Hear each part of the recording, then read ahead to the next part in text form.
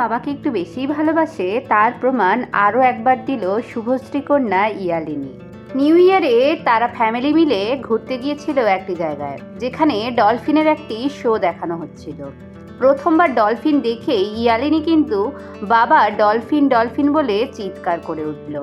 এইভাবেই আমরা কিন্তু প্রত্যেকেই নিজেদের জীবনে বাবাকে একটু বেশি প্রাধান্য দিই, যে কোনো কিছুতেই বাবার খোঁজটাই আগে করে থাকি।